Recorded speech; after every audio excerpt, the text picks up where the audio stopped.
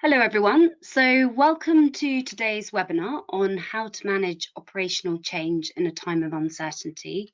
It's really good to have you on the webinar with us today. My name is Josie, I'm Capacity Building Programs Manager here at NCVO, and I'm delighted today to be joined by Maria Aguilar, Director at HR Services Partnership, which is one of NCVO's trusted suppliers, and also by Sarah McIntosh, Director of People and Organisational Effectiveness at Mental Health First Aid England.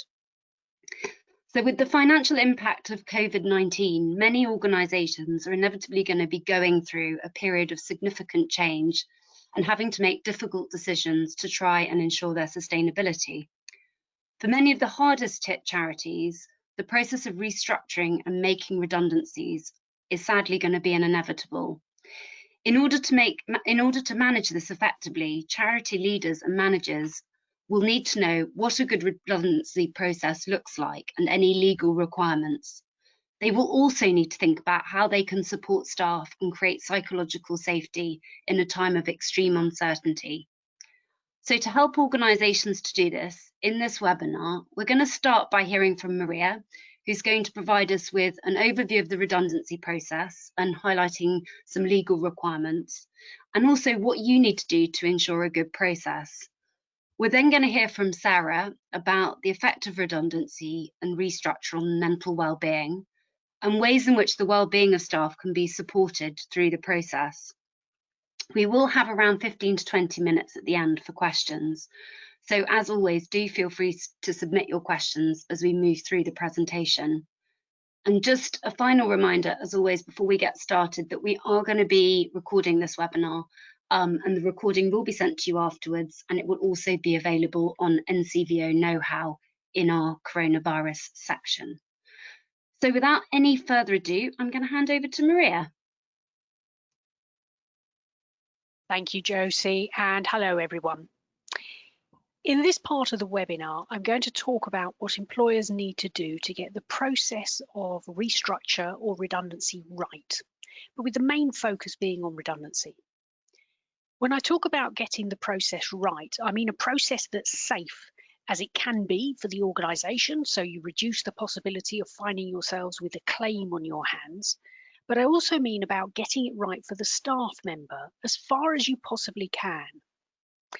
And this is what we're going to cover today.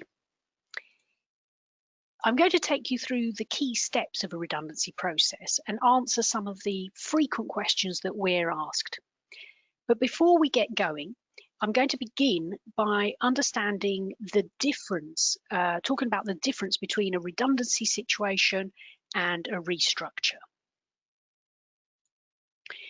These terms are used interchangeably by organisations, but legally they are different, and it's important that employers understand that difference. The key to a redundancy, and this bit is important, is that there is a reduction in work, so you need fewer people or no one at all. So that might be because you're no longer going to carry out work in a particular place, and of course that is your decision. We're not talking here about need. We know there's lots of need out there, but it's about you deciding you can no longer service that need. You no longer have the money to service that need. So it might, for example, be a contract that comes to an end, or that you decide you will no longer offer a particular service. Or where you decide you no longer need as many people to carry out particular work. So for example, the number of service users has diminished, or you don't expect the number to go up again, so you don't need as many staff. Or it might be that funding has been cut, so you need fewer people to deliver because you can't afford to have as many. But the important thing, as I said before, is that there's a reduction in work, so you need fewer people or indeed no one to carry out particular work, to carry out the work. A restructure is quite different. Now, there's no legal definition of a restructure, unlike a redundancy. Redundancy is defined in law in the Employment Relations Act, but a restructure isn't. But a restructure is basically that you are deciding as an organisation to reorganise who does what, how you carry out your work. It might be because you're growing and you need to introduce a new manager post or split a post in two and get two people to do the work, or that you decide it makes more sense for certain responsibilities to be grouped in a different way to the way they've been grouped until now. It could be any number of things, but the key is that the work isn't disappearing, it's that you have decided you're going to reorganise the way things are done. The reason the distinction between redundancy and restructure is important is shown in the next slide. Whoops, hang on, before we do, we have a poll. Josie, do you want to take us through this? So the poll question is, and it's really just to get a sense of where you're at in terms, whether or not you're thinking about this or not. So are you considering a restructure and or redundancy? So it's either yes, no, or not sure. So if you can, put whichever option applies to you, that would be great. And we're just going to wait for the results to come through. It takes a few seconds.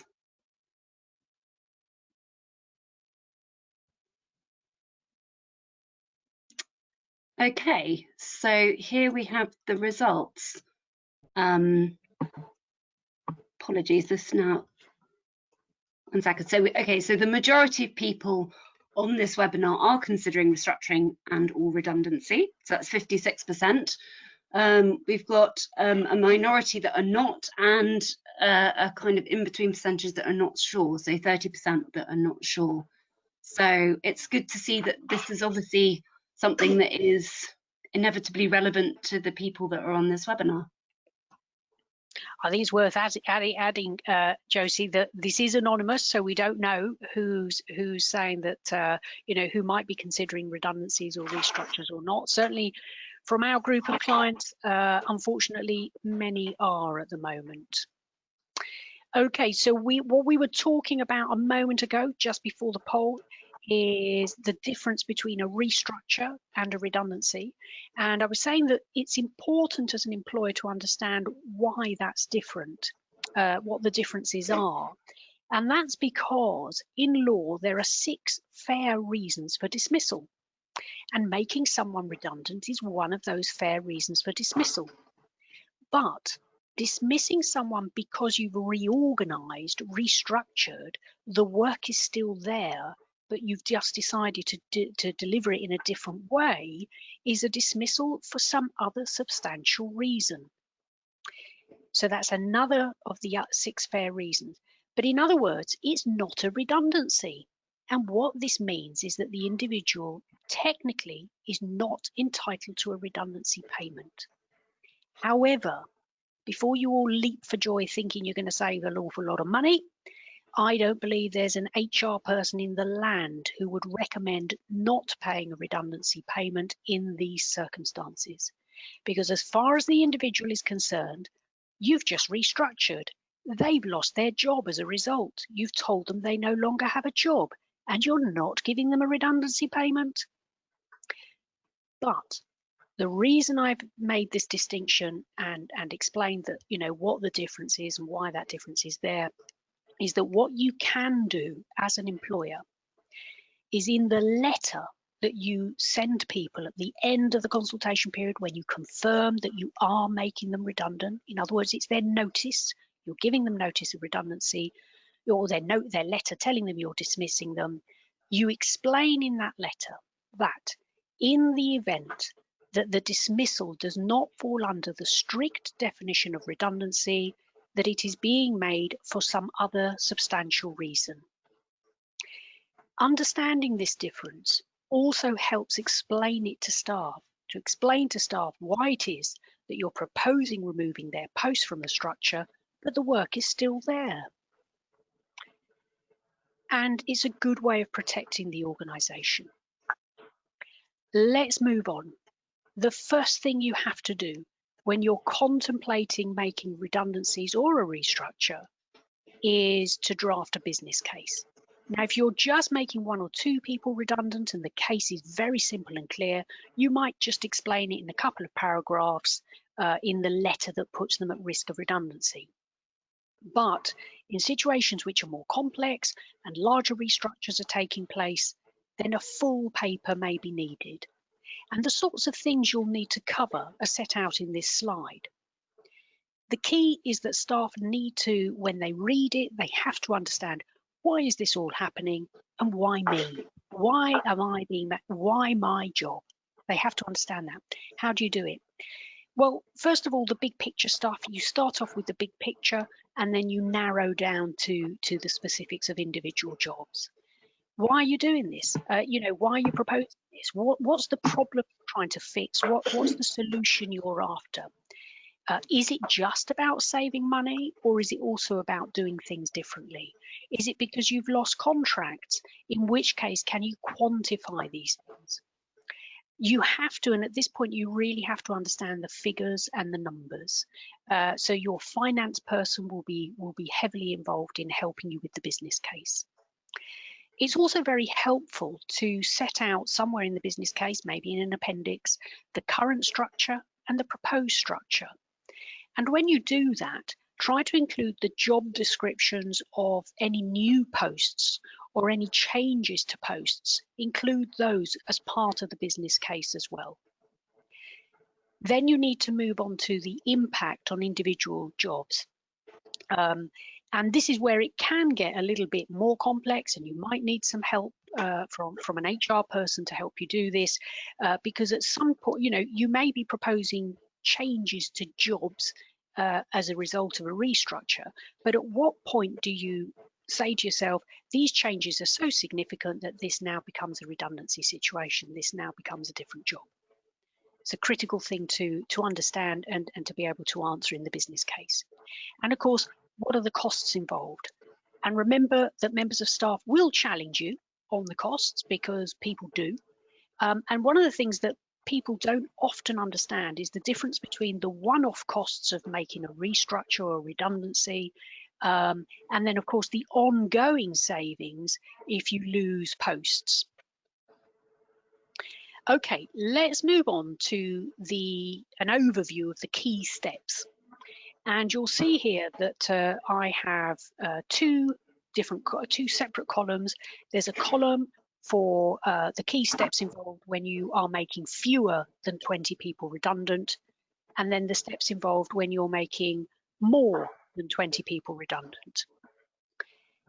With fewer than 20 staff, you can consult with people individually.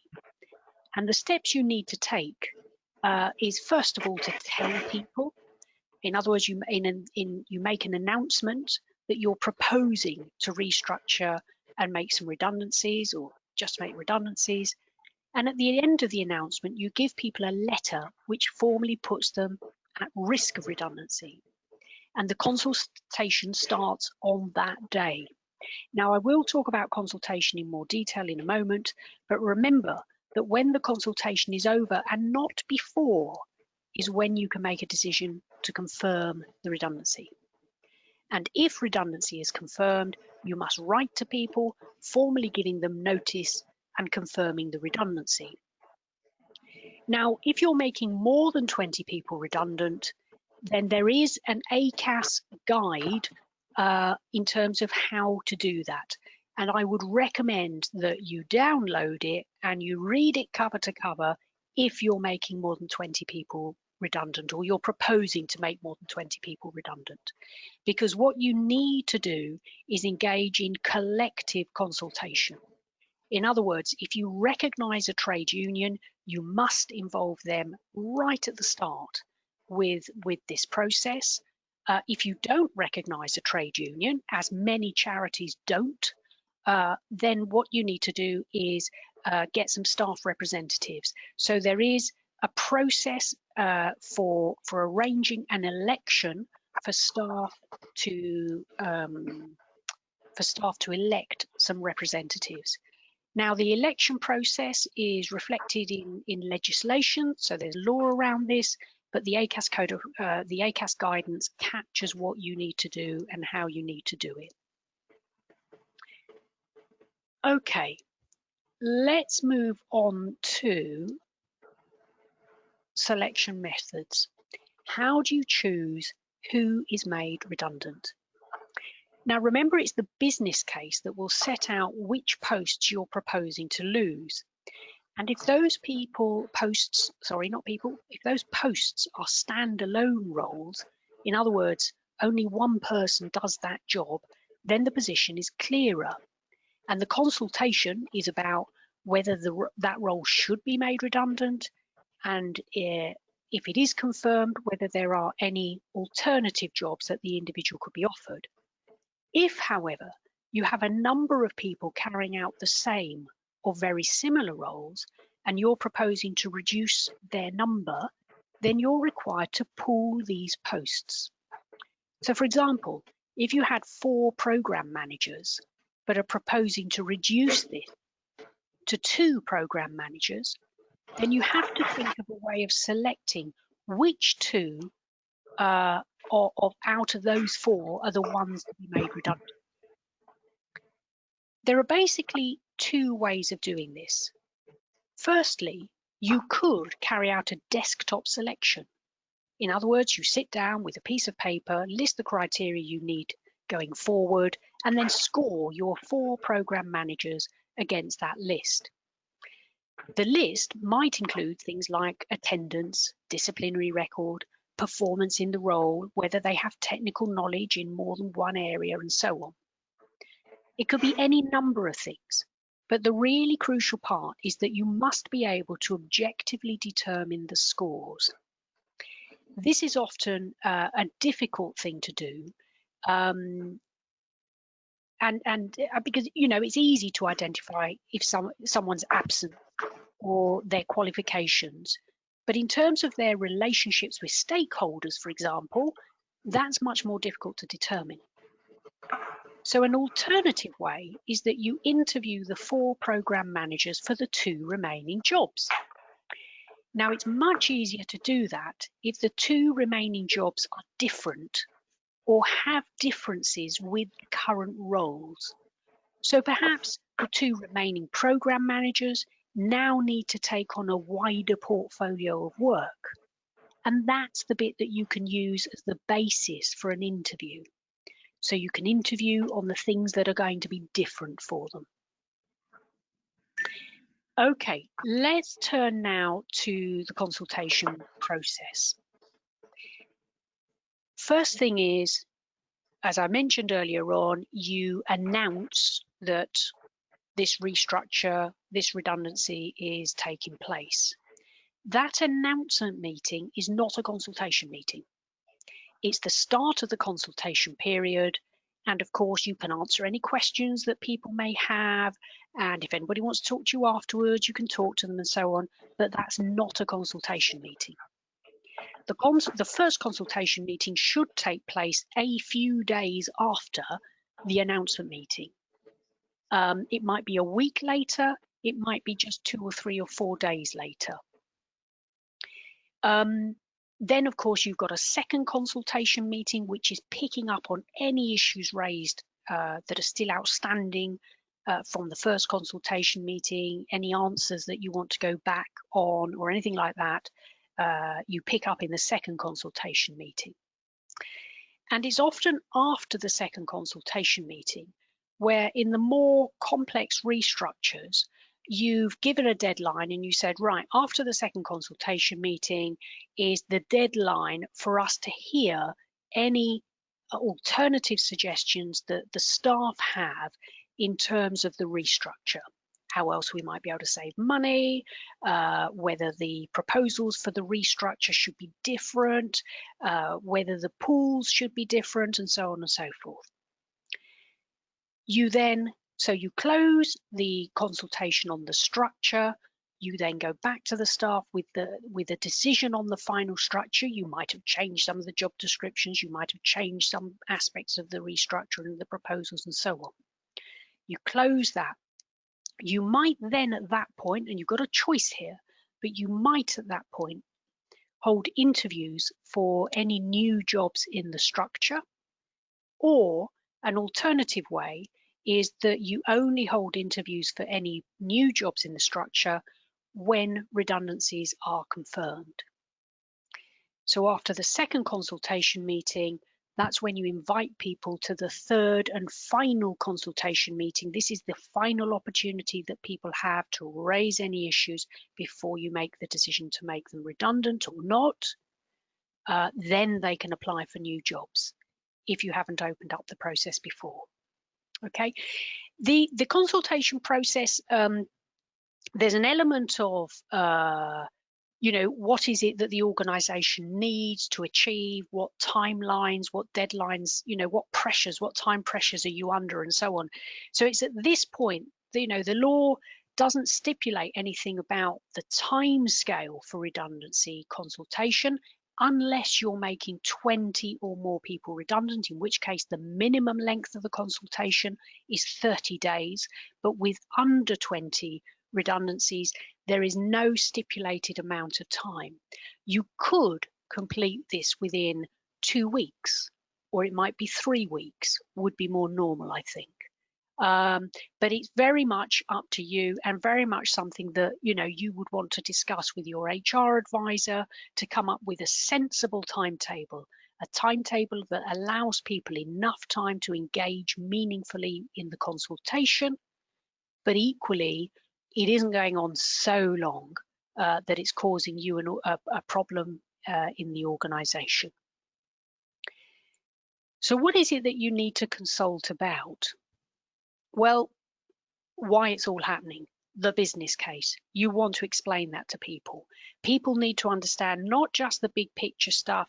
They may totally get that COVID has had a huge impact on the organization, that you can no longer afford so many and therefore you have to make redundancies. They may get that bit. What they may not get is why them. And you have to have a good reason. You need to be able to explain that and to consult about it.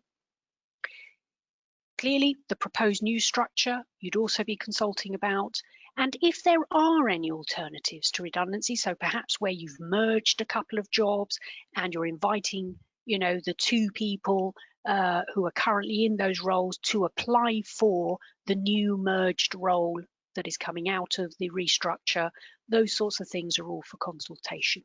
And then, of course, the really practical stuff. How much are they getting?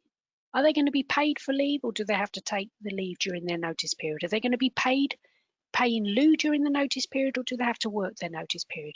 All that stuff, that practical stuff that people need to talk about. And actually, it's quite good to talk about it early on, because it's getting people used to the fact that actually this may end up in redundancy. It may well end up in redundancy. Okay. Let's talk briefly about a question we are often asked, which is around voluntary redundancy. First of all, it's not a resignation. Whether somebody volunteers for redundancy or not, you are still dismissing them by reason of redundancy. And you still have to issue them with a redundancy notice, and you still have to give them the proper notice, and they're still entitled to their redundancy payment and all that sort of stuff. They are not resigning.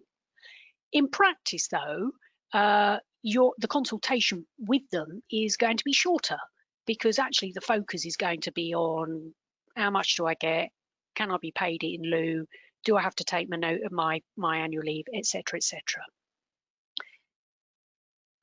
Nowadays, a lot of our clients can't afford to enhance redundancy payments. And of course, you don't have to give an enhanced redundancy payment. Clearly, it's going to incentivize people to think about at least volunteering for redundancy, but you don't have to enhance it. So you might ask, well, what do people get out of it?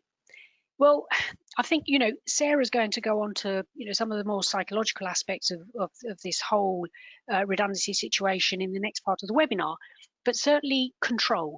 People do get the fact that actually they're in control of the situation, and that's what voluntary redundancy, I think, can often give people.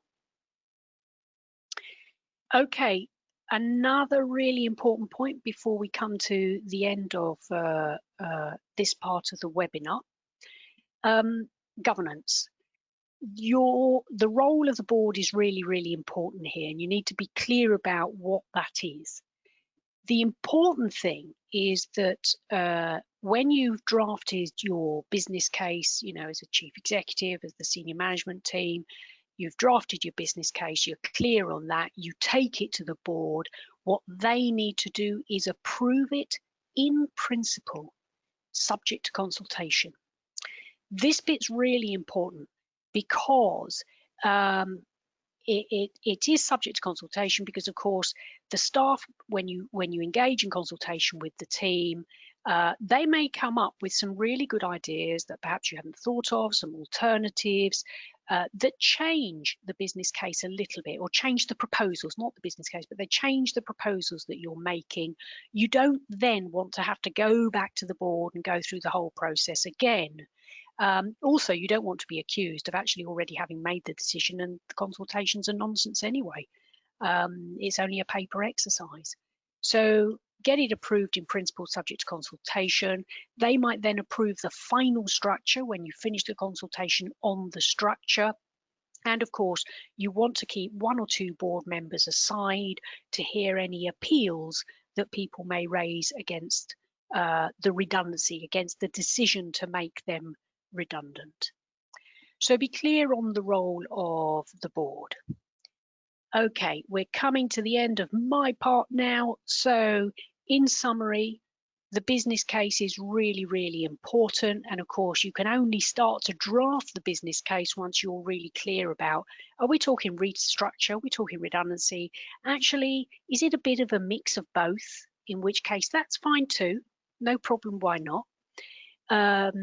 Get the board lined up, get the dates in the diary, so that all that is approved. And I have to say, it's really important. I find it that it's very helpful to be able to go to the staff to say that your paper on the business case has been approved by the board. The board know about it, and they've approved it in principle, subject to consultation. And then, of course, plan that consultation very, very well. Get your timetable all organised and set up so that things don't drift and that people have clarity as well. You know, it's going to be an uncertain enough time for them without also having no clarity on what the timetable is. And finally, again, there isn't an HR person in the land, I think, who wouldn't try to persuade you to document everything, every communication that you have with a member of staff from the moment you announce the fact that a restructure or redundancies may be necessary until the process ends. So whether those are emails or anything, or a conversation along the corridor, then write to people, you know, immediately confirm it by email to ensure there's clarity. But it's really helpful to have everything documented. Okay, I have now come to the end of my part of the webinar. So over to Sarah. Brilliant, thank you for that. Good afternoon, everyone. I'm Sarah McIntosh. I work at Mental Health First Aid England. In this part of the webinar, we're going to look at how restructures and redundancies can impact people's mental health and their psychological safety at work. We'll also look at some suggested practical steps that you can take as employers to support people during any restructure and redundancy programme as well. Before we get into that, I just want to revisit the concept of mental health. If we can move on to the next slide, that would be great. So mental health, just to be really, really clear, mental health is part of our overall health. In the same way that we all have some form of physical health, we also have some level of mental health as well. I think often when we hear the term mental health, we might assume it would only refer to someone who is experiencing mental ill health. But everyone has mental health, and we have to think of it as a sort of spectrum where it might be good some days and not so good on other days, and it can fluctuate. And that's regardless of whether you have been diagnosed with a mental health condition or not, or whether you have or you haven't experienced mental ill health before as well. And I think that's really important to consider in the context of thinking about people who may be feeling at some level of job insecurity at the moment, or people who are starting to feel anxious about whether there are going to be restructures or redundancy programs within your organisation. Stressful life events are often triggers to mental ill health, and mental ill health can influence our view of the world, our emotional state, and how we respond to other stressful situations as well. So we shouldn't underestimate the impact of announcing a significant change, such as a restructure or a redundancy programme. Never kind of underestimate that. You may have an extremely resilient employee with no previous mental health issues, and as soon as you start to announce or talk about restructures or redundancies, it can impact on their mental health significantly. So all of what I'm going to talk to you about for the next few minutes is about all employees, not just those who have existing mental ill health or have diagnosed mental health conditions. So proactively thinking about how to support people's mental health through a process like this, particularly in the wider context of COVID-19 happening in the world, is really part of our duty to be a good employer. I'm going to do a quick poll if that's okay. We saw earlier that at least half of you are planning to do some form of restructure or redundancy programme. Some of you are thinking you may have to, but I'd like to kind of get a sense of how confident do you feel in supporting the mental health of your staff and your volunteers through a time of significant change. So think about if you have got to do a redundancy programme or a restructure, or perhaps you've done a significant change in the past. How confident have you felt about supporting people's mental health during that tricky time? Again, this is anonymous, so feel free to vote anonymously, and we'll have a look at what those results say in a second.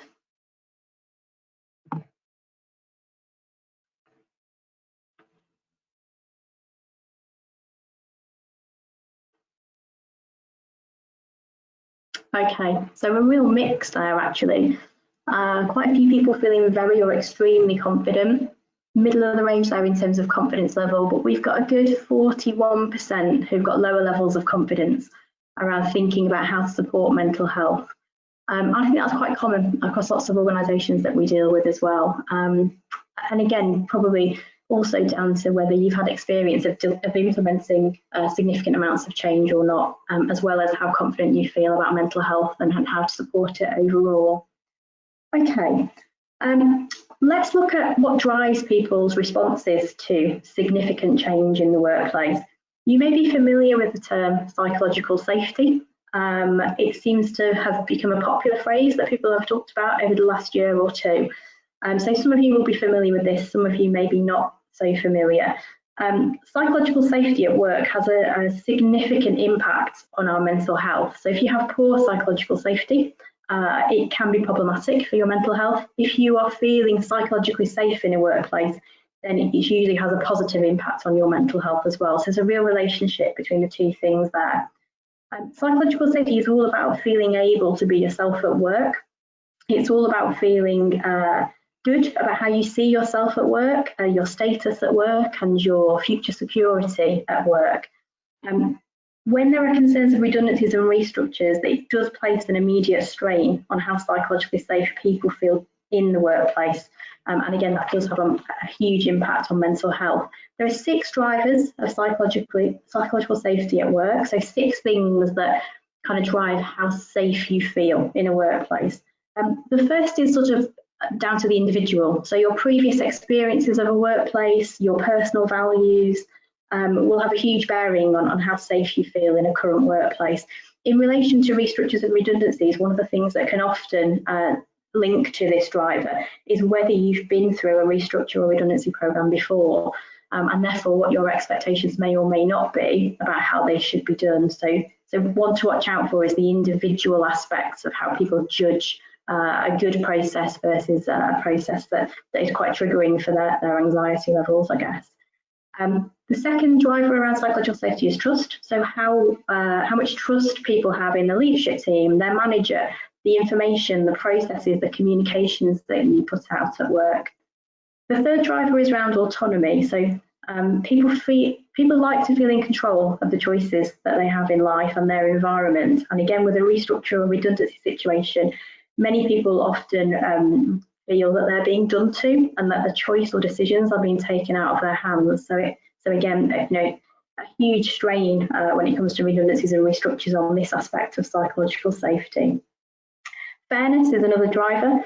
So this is your judgment of, are you being fairly treated, particularly in comparison to how other people are being treated, is a huge driver. And again, we know through selection processes, outcomes of redundancies or restructures, people often look around at other people and compare their outcomes with other people's outcomes, or their experiences with other people's experiences. Security is a huge driver of psychological safety. So the need for stability and consistency in your workplace is really important, and obviously redundancies and restructures can threaten not only job security but also financial security as well, so a huge trigger there. And finally, esteem. So the need to be regarded highly by other people, and the way that other people see us and how we see ourselves in comparison to others is a key driver of psychological safety. I often hear from people who have been made redundant when they go for interviews for new roles, for example. They often hide the reason for leaving their employer as redundancy for fear of the stigma attached to it, or being judged that there's a reason why they were made redundant. So, doing a process where people can leave with their head held high and comfortable that the process was fair, etc., can really contribute to people's self-esteem. So how we feel around these 6 areas impacts how psychologically safe we feel, and that has a direct impact on our mental health. Job structures, redundancies place a huge strain on psychological safety. There is some research from the University of Birmingham that suggests that where employers take steps to actively consider and support these aspects of psychological safety in any restructure, redundancy or change programme, you tend to have a higher rate of advocacy, particularly from exiting employees, and also exiting employees have a more positive exit experience as a result. So just one to bear in mind, that actually proactively considering these areas and how you might design your process, or the way that you communicate, or the way that you encourage consultation or feedback around the process. If you consider these aspects, it can make the difference between people having a positive experience of this change or a negative one that may significantly impact on their mental health.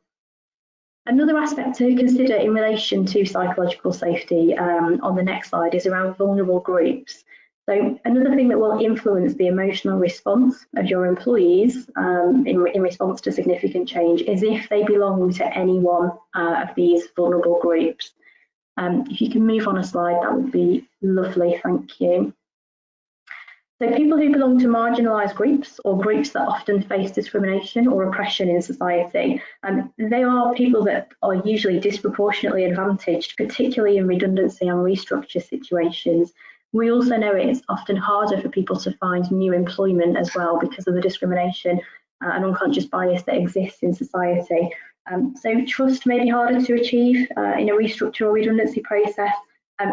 People feeling as though they're being treated fairly, it may be really, really important. So I think taking time to recognise some of these vulnerable groups and proactively putting things in place around fairness, decision making, removing unconscious bias are going to be really key and will make the difference in terms of how people experience the process.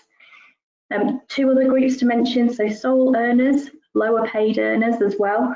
They will have additional concerns when it comes to that driver around security. So their financial situation, their home situation, there's almost another layer of concern for them as well. So proactively considering people who are on lower household wages and the impact of redundancy on them is also going to be crucial. So in any kind of planning ahead for your processes, your communications, your policies, your decision making, the support that you provide, it's really worth thinking about using the lens of psychological safety and thinking about vulnerable groups, to think about what extra things can you build into the way that you deliver this change that will make people feel much more supported, have a much better positive experience, and ultimately support their mental health as best you can.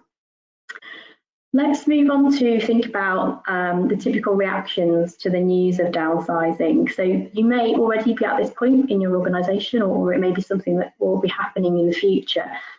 But just to remind you, many of you will have seen the next slide before, but there's a typical emotional journey that people have in reaction to any huge change in an organisation. So on the next slide, you'll see the change curve. Lots of you will have seen it before. It comes from the Kubler-Ross grief cycle, so it was mapped out as a response to bereavement, but it is relevant for anyone who's impacted by significant change. And it shows the typical emotions that people will go through, the curve that they go through, in order to process what that change is, what that change means for them, and ultimately the outcome of that change for them and the people that they care about as well. So, you know, don't underestimate that initial communication, that first moment where people may realise that actually their fears of job insecurity may be coming true. So the point at which you share that challenge and the need to go into a restructure, a consultation process with potential redundancies, there'll be a whole range of emotions that people will experience, from shock, anger, denial, lots of questions, you know, and I think once people have answered some of the questions that they may have initially, they can start to think about, okay, what's that going to mean for me? And that can be where often mental ill health symptoms can start to manifest in some of your workforce as well. So it's really important to think about how you're going to spot the signs and symptoms of mental ill health, or signs of stress and anxiety in people, and what support mechanisms you've got in place for them at that point in time. And people will come through the change curve. They'll go through it at different speeds. I think Maria alluded to earlier, there'll be some people who, once they know the process is coming up, they're just going to get it done and find out the outcome and get through it as quickly as possible.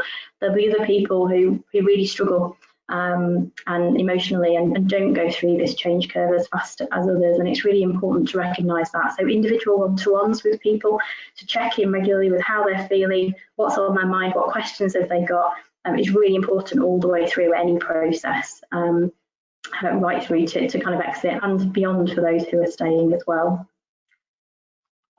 So what can you practically do as employers then to support people's mental health and psychological safety throughout a typical downsizing process? I've jotted a few ideas down for you to consider, and I've linked them to each of the 6 drivers of psychological safety. So on the next few slides, there are lots of examples here.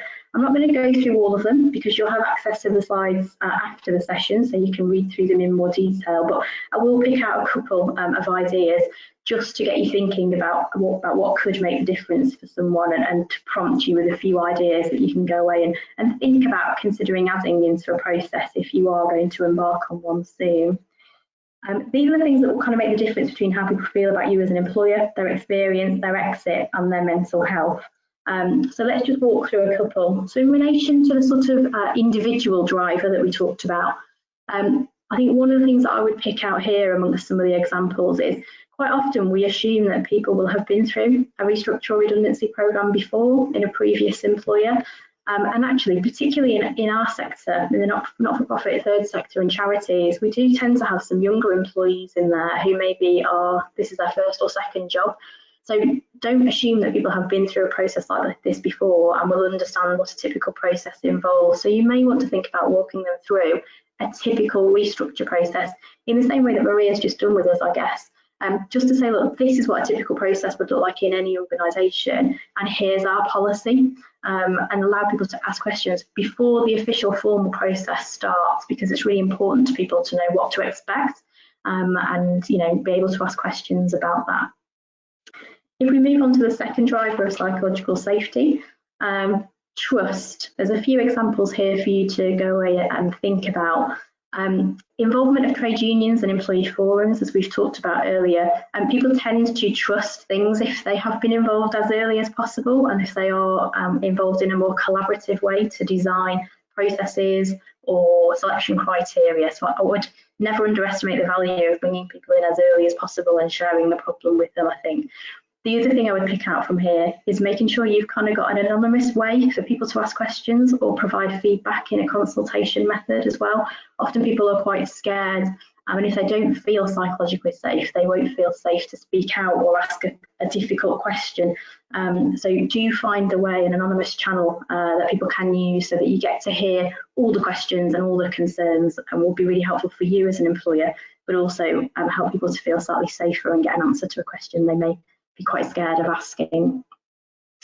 If we move on to the next driver of psychological safety, so autonomy. You know, I think we've talked a little bit about this before. A process that gives people choice is better for psychological well-being. So voluntary redundancy programs have been proven to be much more effective in terms of how people feel and the positive exit that they may have if they have to exit an organisation. I know that's not always possible depending on the circumstances you have in your organisation, but do really think about which process are you going to use in order to restructure or downsize. Is voluntary redundancy an option that could give people a more positive exit there? If we move on to the next driver, so fairness. Fairness is a huge driver, particularly when you're walking people through a process. My main tip here that I would pull out from this list of examples is around the selection criteria that you're going to use. So whether it's selection criteria for compulsory redundancies or selection criteria where you've pooled a number of people for a particular role, share that criteria openly and as early as you can so that people can see it's a consistent set of criteria. They know upfront what criteria you'll be using to make the selection. Keep really good records on scoring and selection notes as well, because again, being transparent with that will really help people to process, particularly if it's bad news for them. It will really help them to process why and what made the difference between them and somebody else perhaps getting that role. And a real plea from me is where you are making decisions, try to make sure that there are not lone decision makers. So use panels of people and try to use diverse panels where you can, because that's where you can remove unconscious bias, where people can challenge decisions and make sure that you're not doing it at speed with some level of unconscious bias in there as well. If we can move on to the next driver. So security. Obviously, downsizing will impact job security and financial security. I guess in this, you will have your own redundancy policies and you'll know what your package is and isn't for people. There will be some people who are really disadvantaged in this process. So people who've been with you for less than 2 years, perhaps younger people, people on lower wages. If you can enhance your redundancy pay, even for just this scheme, this scheme that might be coming up for you. If there's a way in which you can do that, I'd encourage you to look at enhancing for those on lower wages or those with less than 2 years service. I've seen some organisations put 4-week floors in recently to really help people, so at least they're walking away with 4 weeks payment rather than less than that. So if you can do that, I've seen other organisations use things like pay in lieu of notice and pay for unused holidays as well, just to make that financial package that people walk away with a little bit larger and give them time to go away and apply for jobs. So you might want to have a think about how you can financially support people, as well as other things that you can do to help them with employment support. A good tip there, crowdsourcing amongst your existing employees of who's willing to host career coaching sessions or CV writing sessions. Can you twin people up to review each other's CVs and give each other tips? You don't have to pay for outsourced provisions for this. There may be some things you can do internally for free where your staff support each other or your HR team support your staff as well. So have a think about what you can do around financial security and employment security.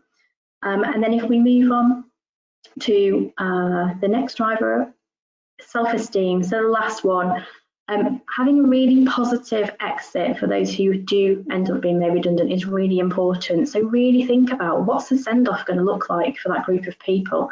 If there are a lot of people leaving, you might want to group those leaving dates together. One of the things that's really important is consistency in how you celebrate your leavers and the contribution that they've made. So having a sort of organisation-wide approach to it rather than leaving it to a line manager or a different colleague in different teams can make all the difference as well. And I've seen lots of LinkedIn recommendations for people who have left organisations recently. I definitely recommend where you can to spend some time doing that, because it will really help people leave with their head held high and knowing that they did make a contribution during their time with you as well.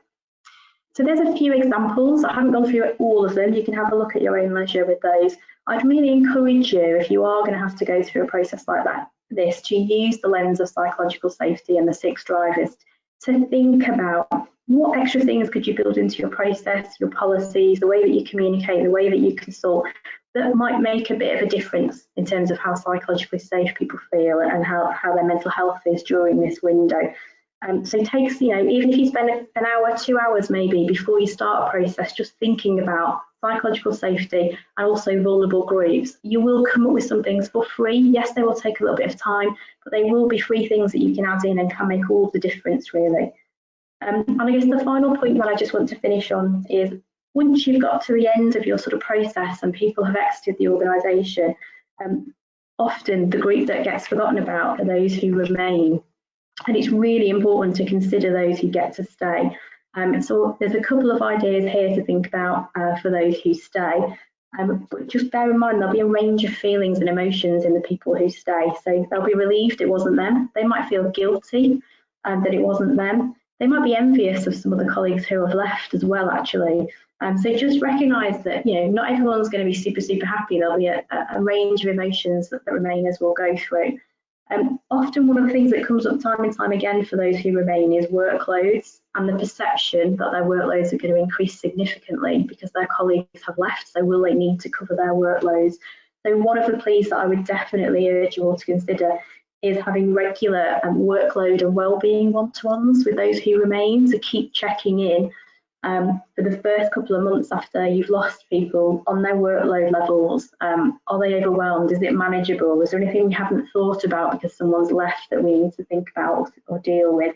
And you may want to incorporate those one-to-ones alongside a wellbeing action plan. You can download a great template for a wellbeing action plan from Mind's website. It just gives you a little mini framework of things to talk about, to check in with people on how they're feeling. Are their workloads okay? How's their mental health? Is there anything that we could do to support them? So really do think about what you can do to support those who stay behind. That's everything from me. Hopefully that's prompted a few ideas, thoughts, and a few suggestions there of practical steps that you can take. But I'm going to hand you back over to Josie now so that we can go into a Q&A session around some of the information that you've heard today. Great, thanks so much, Sarah. That's been really, really interesting. And I think both of the presentations have really sort of complemented each other. So thank you both very much. So just now to move to a few questions that we've had in. So there's some kind of fairly technical process-driven ones, mainly for Maria. So I'm going to start with one or two of those. So the first question is, if we make redundancies in various locations with under 20 staff in each location, do we have to collectively consult?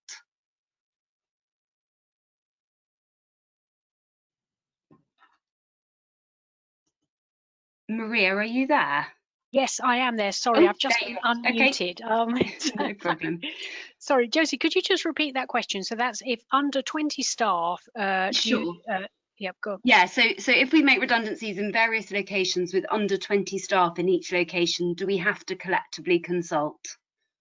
If the total number of redundancies is over 20 across the different locations, you may have to consult. You may have to do it collectively.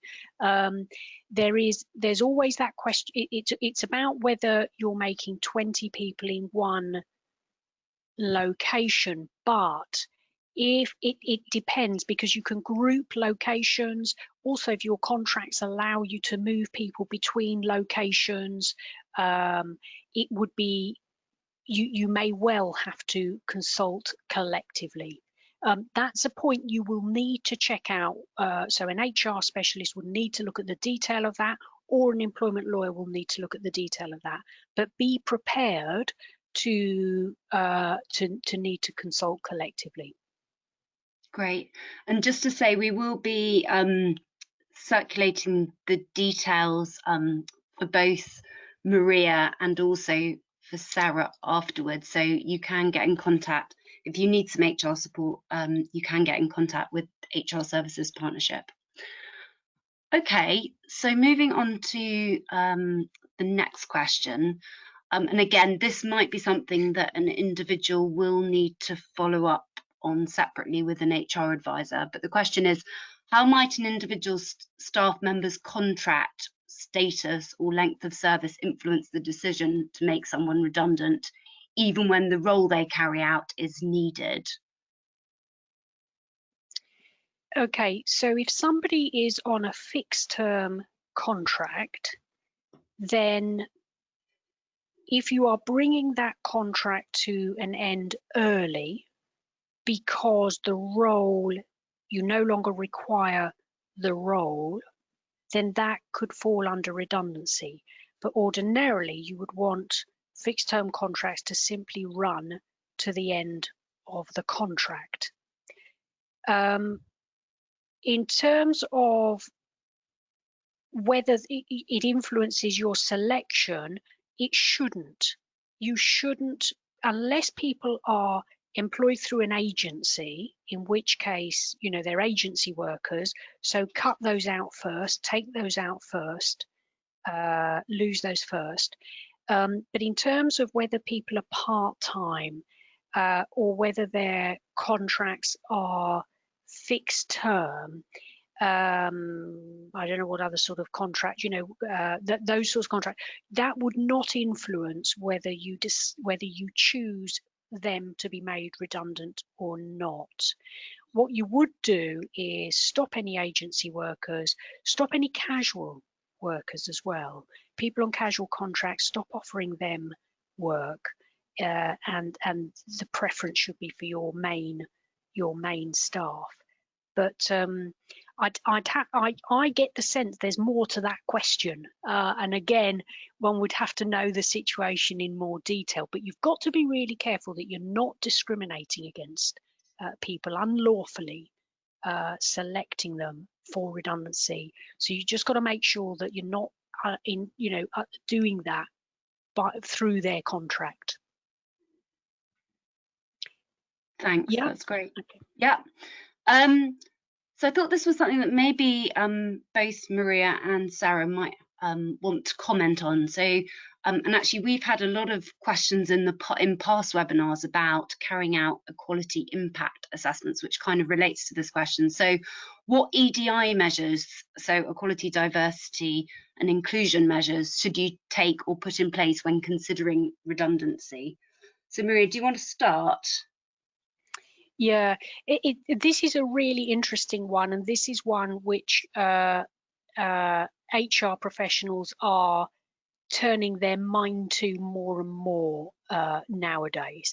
It has always been the case that you cannot select people for redundancy, you know, and discriminate on the basis of a protected characteristic in your selection for redundancy. But of course, we know that it's more complex than that unconscious bias can come in, and indirect discrimination can occur as well. I'll say that I have not yet found a formula or a really good template or a really good way of ensuring and checking that the decisions that are made are not made, albeit inadvertently, creating discrimination. I think it is all down to that business case, and again, it's a point that Sarah made earlier on, which is absolutely right. Making sure that at every step of the way that you do not make decisions alone, that where at all possible decisions are made by two or more people, that wherever possible you have a diverse range of people making those decisions, and checking those decisions, whether that be on your board or as a senior management team. And I think that's where a challenge comes for a lot of organisations, because a lot of charities are small, they're very small, and it may be the senior management team are the ones impacted and being restructured. So, you know, where does the chief exec go to ensure that their decisions are checked over and stuff? It's a difficult one. I'd love to say that I had a really good answer to that question. I'm not sure I do. I think as a profession, we still need to do much more work in this area, if I'm being candid. Just wondered, Sarah, did you have anything else to add to that from your experience? I guess the only thing I would say is, you know, there'll be situations, you may be on the call today and not have diversity data. One of the things just to kind of be really clear on is, whilst you might want that diversity data because you think it might help you to think about the impact from an equality perspective, don't underestimate that people may think that you're asking for that data to influence a decision making process. So you know, if you haven't already got diversity data, I wouldn't suddenly go out and do a diversity monitoring survey just before you announce you know, that you're going to be making a restructure or a redundancy programme. That just won't be perceived very well at all. Where you do have diversity data, I think making sure that you have the data available on your current workforce. Once you've identified the roles that may be at risk of redundancy, again, look at the data of those at risk compared to those who are not at risk. And if it looks out of kilter, really scrutinise yourselves as a senior leadership team or as a HR team about why that might be. Is there any unconscious bias? Do we need to make different decisions? And I think keep at every stage, produce a new data report on who's at risk, you know, who's being shortlisted, who's potentially exiting, who's potentially staying, and just really ask yourself some very difficult, challenging questions. And if you've done that and you've challenged yourself as much as possible, you've used panels in your decision making, you've got robust selection criteria and records, you know, you've done everything that you can do to be as inclusive as possible. Thank you for that. I guess just because it's come up in the previous question, the point about unconscious bias, I just wondered whether either of you really had any tips or some practical things that employers can do to kind of reduce this. Sarah, do you have anything that you think helps with this? Yeah, I mean, the diversity of your panel, so having a panel of people and the diversity of it, I think is really helpful, because automatically you're bringing different thinking into the room, which is helpful. Using the data is really helpful. There are some practical steps. There's quite a lot of research around things like recruitment interviews, actually, that is still completely relevant around decision making for this scenario, where, you know, rushing decision making. I think there's some research from, I think it's Cambridge, that suggests that you shouldn't make the recruitment decision on the same day as the interviews. You should all reflect overnight as a panel and then come back and do your scoring, because you should reflect and rest and not rush into a decision. You know, making sure you're fed, making sure you've got water in long selection panel meetings, all make the difference, because unconscious bias is so often based on the fact that we have to make really quick, speedy decisions with limited information, and that can often mean we don't consider the bigger picture, and that's where unconscious bias can creep in. So there may be some very small practical steps that you can take in slowing down decision making and supporting the decision makers with their own well-being whilst they're making those decisions, that will really help as well. Great. Maria, anything to add on that? I think the only thing I would add, I mean, I agree with all of that. I think that makes an awful lot of sense, is some training and information, you know, getting people, some unconscious bias training. You know, there's other training out there that's becoming more sophisticated with every month that passes, just to make people very aware that of their own decision making. I think that's the only thing I would add to that. Mm-hmm. Okay. A question really for Sarah. So you talked a little bit about this. I just wondered if there's anything more you can add to this. So any tips on how to minimise the impact of redundancy where people have existing mental health needs? Yeah, absolutely. I think in one of the slides that I covered probably earlier in the slide deck, one of the tips to kind of recognise the individuality around psychological safety is where you have got existing employees, where they have disclosed that they have an existing mental health diagnosis, you should in theory have a wellness action plan in place for them, or a reasonable adjustment arrangement that's documented. You know, I think people are moving more towards wellness action plans to incorporate mental health and disability, but you may sort of be at the stage where you're still kind of thinking about reasonable adjustments and through the Equality Act lens. Where you've got that documentation in existence, I would definitely suggest having a really early one-to-one as soon as you've kind of communicated to your staff that immediately you kind of grab people who have got existing mental health conditions or disability, and you have a one-to-one with them to say, okay, we're about to go through this process. it may or may not impact you. We would really like to understand what's going to help you as we go through this period, and ask if there are any other adjustments or support that they're going to require at the different stages that they're going to go through with this. I think particularly at the point that someone may be identified as at risk and becomes aware of that, revisit, have regular wellness one-to-ones. If you can do it with everybody, brilliant, but I would certainly prioritise those with disabilities or mental health conditions that you're aware of, because you may need to put some additional adjustments or support mechanisms in place for them during this window of time. But be led by them. They will know themselves best, and they will know what they need for support. Signpost them wherever you can to EAP providers. They may have existing counselling arrangements, existing medication, existing coping strategies that they may need to dial up or dial down according to what's happening. So keep talking, regular one-to-ones, document any additional support or adjustments that they may need, and just really consider that kind of individual context for them going through the process. Mm. And just to say, in our follow-up email after this, we are going to be sending round, Sarah very kindly shared with me a document that Mental Health First Aid England have produced in terms of guidance for line managers, which I think probably feeds into this. So we will be sharing that in our follow-up email. So moving on, actually, Sarah, I think on that note, it would be, I don't know whether you want to say something about the support that Mental Health First Aid England can kind of offer charities, just a little bit about the training that you can do for a charity's workforce. Yeah, of course. We have got lots of free resources on our website. So you've mentioned the Line Manager Guide. We've also got some information on how you might want to set up some mental health champions in your organisation, or mental health first aid network in your organisation as well. So there are some things that you can do for free with resources available on our website. We obviously do provide training around mental health awareness and mental health first aid training as well. So some of you may have these in place already. For those of you who haven't, you may want to consider thinking about whether having mental health first aiders in your organisation would be helpful to complement other support that you may have in place around mental health and wellbeing.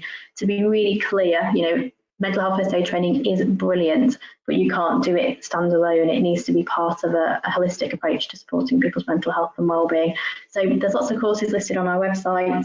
We do also have we're a social enterprise, so we do all of our profits get reinvested back into community organisations. If you're a charity that focuses on supporting young people in the sports and recreation sector, we may be able to provide some bursaries or discounts.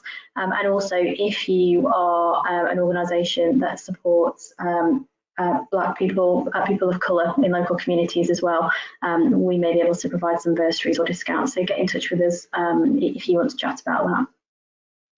Great stuff. Maria, there's one, we have a kind of couple more minutes for questions. So there's one question here which I think will have kind of relevance to a lot of people at the moment. So if members of staff are currently furloughed, how could you consult fairly? And is there a case that if you had to furlough staff because the work was no longer available and is unlikely to return, are those who remained at the charity in a preferable pooling position, in brackets, okay, possibly unfairly? Yeah, no, that's a really good question. Well, actually, there's several things to that. I mean, first of all, if you are going to enter into a redundancy situation, the preference is not given automatically to the people who are currently working for you, and therefore the people furloughed are the ones to be made redundant. You need to look at the situation. You need to prepare a good business case. You then need to decide on the pools and the pooling. It may be that you furloughed people for childcare reasons or for any number of other reasons. So don't automatically assume that those furloughed are the ones to be made redundant. Okay, so that's the first thing. The second bit was about consultation with people whilst they are on furlough. Now, this question has come up the government's guidance, or HMRC, have clarified that you can consult with people whilst they're on furlough. Okay, so they're not working, so it is permissible. You can do that. Now, of course, there's a very practical thing about whether people are going to respond to you, whether they're going to engage with you. I have to say that in all the situations I've been involved with, where staff have been furloughed and organisations have needed to engage in a consultation process with them, people have cooperated. I think, from a very pragmatic viewpoint, they want to keep their jobs. Most people want to keep their jobs. So they, the last thing they want to do is really annoy their employer and not engage in the process. But ultimately, if you had people who really are not engaging, remember you can unfurlough them on a part-time basis. So you could unfurlough them for just a few hours to engage in that consultation. Okay, I think I've answered that question. Yeah, that's really helpful. Okay, a final question, I think, before we wrap up.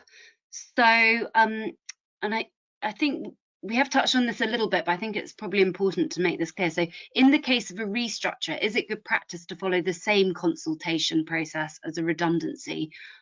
Maria, any thoughts on this? Yeah, the simple answer to that is yes.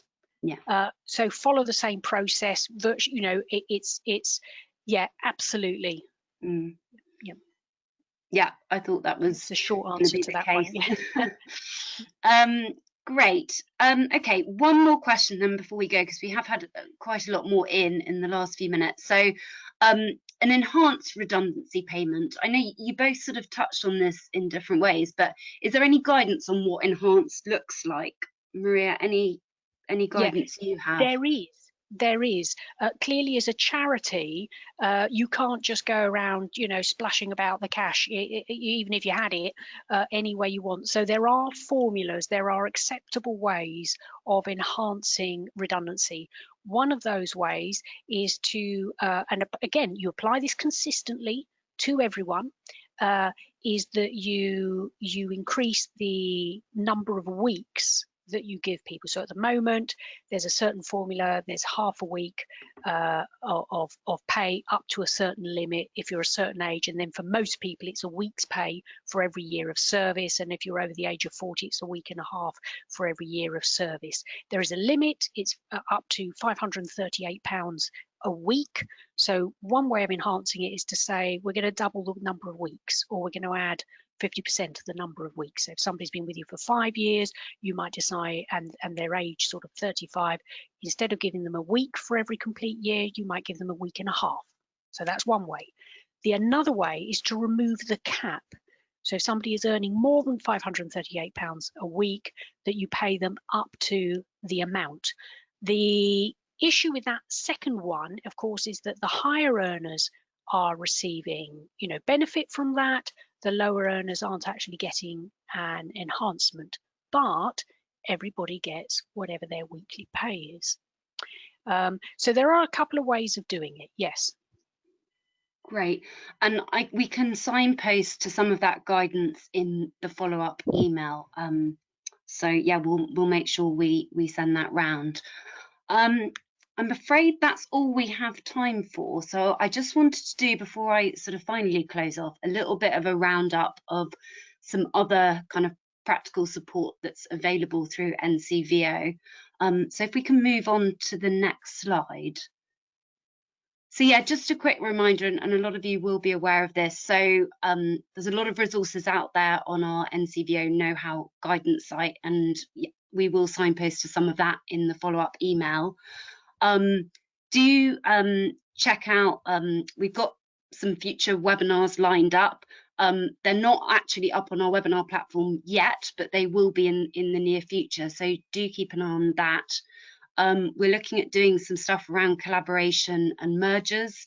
So if that's something that's relevant for you, then that should be coming up in the next week or so on our training platform. We've also just launched a range of online training. So that's a little bit more in depth than our webinar content, and it is paid for. But we have got some new online training around fundraising, and also a sort of introduction to trusteeship, and some training around governance. So do check out our training platform for those. The other thing to say on the training side of things is that, and we haven't really mentioned it in this webinar, but obviously an organization's strategy is going to be key to some of the decision making, and also in terms of kind of building your business case that we've talked about in this webinar. So if you want to know more about how to develop your organization's strategy, then do keep an eye out for some online training that we're going to be sharing in the next couple of weeks. So that will go up on our training platform. As always, we will be sending you the recording and obviously signposting you to the relevant material that we've mentioned. And we, as always, would love to hear your feedback. So you should get a SurveyMonkey feedback form after this webinar. And any suggestions for future webinars are always welcome. So yeah, do feel free to make any suggestions. So that's it for today. Sorry we've run a little bit over time, but thank you all very much for joining us, and a big thank you to Maria and Sarah for all their excellent presentations and responding to all those questions. So look forward to seeing or speaking to you all again in a future webinar, and thank you very much. Bye bye.